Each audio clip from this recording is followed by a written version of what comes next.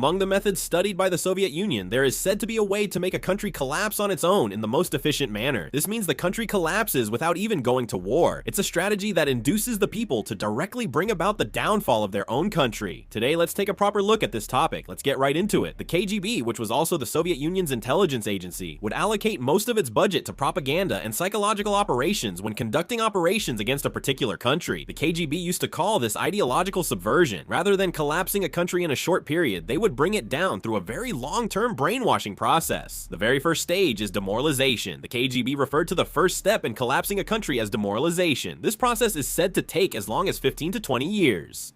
The reason is clear. That's about how long it takes for young students to enter school and grow into the core workforce of society. In other words, it's the period needed to change the values and mindset of an entire generation. During this time, a particular perspective is continuously instilled through education, educational institutions, the media, and cultural spheres. After time passes, those students become decision makers throughout society.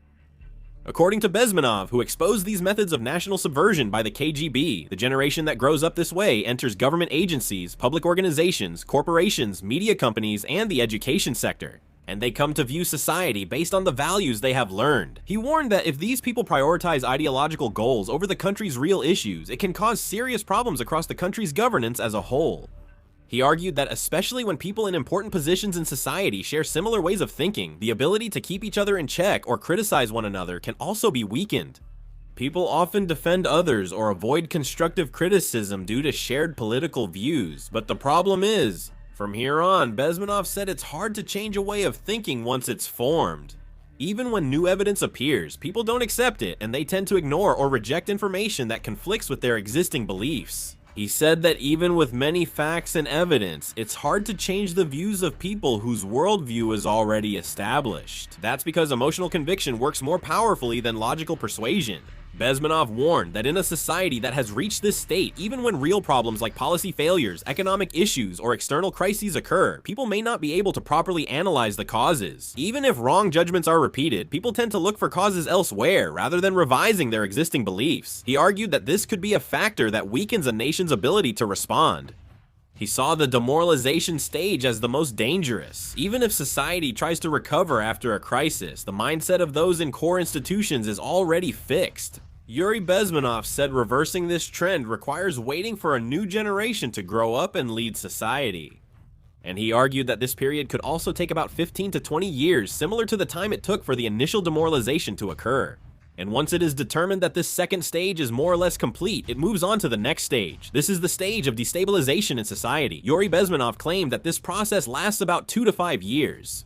If society's values and mindset changed in the first stage, now that influence is spreading across the country's entire operations, especially in the economy and diplomacy. He said that key areas of the nation, such as national defense, gradually begin to weaken. The important point is that in this stage, external forces do not directly attack the country. He argued that it's not agents who destroy key facilities or perform military actions, but rather influence members of society who undermine the country's foundations themselves. For example, attempts to disarm themselves or efforts to become friendly with hostile countries are all included in this. Also included are actions that belittle those who try to be friendly with hostile countries simply because they have different views. Bezmenov says people can't recognize the seriousness of the problem at this stage. Even as the state's functions weaken, they don't see it as a warning sign.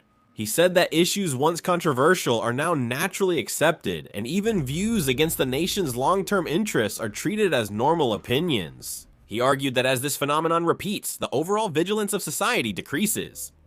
He also said that at this stage, new social leaders emerge. Bezmenov called them sleepers. People who previously had little influence suddenly become the center of public opinion and begin to lead various social movements and political agendas. He said they frame their activities in terms of values like human rights, equality, justice, and ending discrimination to gain public support. He said they grow their influence and gain a voice in society by getting support from the media, civic groups, and foundations. Bezmenov observed that social conflict grows during this process, with intensified political divisions, increased generational clashes, and deeper occupational and class splits. He said that confrontations based on race and region also grow larger. He argued that members of society come to see each other as competing groups or hostile forces rather than seeking common goals.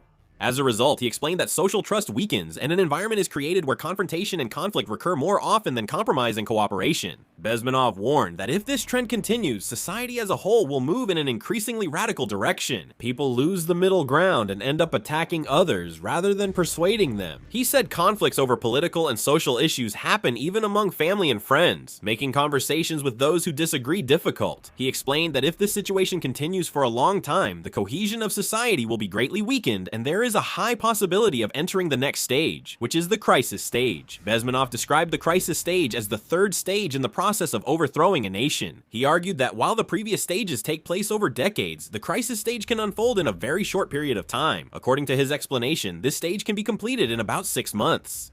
He said when long-standing economic, political, and social problems reach a breaking point, the nation suddenly falls into chaos. Problems that were not visible before suddenly erupt all at once, and the people begin to feel that the existing system is no longer capable of solving these issues. Additionally, during this crisis, significant changes in the economic and power structures are pushed through. He explained that political system reforms and power realignment proceed rapidly, and clashes with opposing forces may also occur. He said that in such situations, people tend to prioritize stability and order over freedom and diversity. People worn out by ongoing chaos often prefer a strong leader with quick solutions over lengthy discussions and procedures. At this point, a new power group is said to emerge. They try to gain public support by promising a better future, a fair society, and a prosperous economy. However, regardless of realistic resources or feasibility, attractive pledges, so-called populist promises, are poured out indiscriminately. He said that among the people, the expectation spreads that all problems will soon be solved. Bezmenov argued that these promises are used as a powerful political tool to absorb people's anxiety and dissatisfaction. But the problem starts here. Bezmenov particularly highlighted what happened to idealists who supported regime change. He explained that some intellectuals and activists who were actively involved in the revolution and the process of radical change actually become a burden after the new power takes hold. From the perspective of the new power, these people think independently, and if the ideals they expected are not realized, they can turn into a strong force of criticism. Bezmenov claimed that he witnessed similar cases during his time working in India. Some people who supported or cooperated with the Soviet Union were distrusted during power restructuring and were surprised that changes could be made as needed. He explained that this experience was one of the reasons why he decided to defect.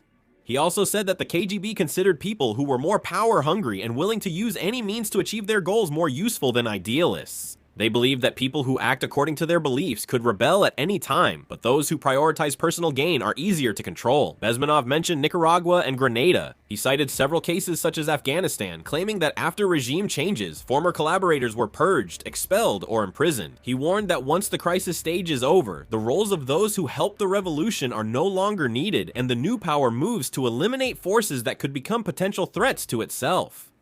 And then comes the final stage that Bezmenov mentioned, normalization. Just by hearing the name, it might seem like the country regains stability and order is restored, but Bezmenov's explanation was completely different. He claims the country's political, economic, and social structures have already changed significantly by this point. People have adapted to the new system, and their desire to restore past values and institutions is fading. Even with external threats or internal events like coups or revolutions, the will to respond weakens since the consensus to protect the nation has vanished.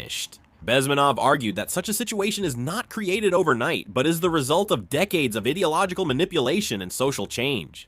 He also explained that this method was considered a very effective strategy because it could weaken the opposing country without the need for large-scale military force or enormous war expenses. He warned that the real danger is not external attacks, but people being led to destroy their own system and institutions.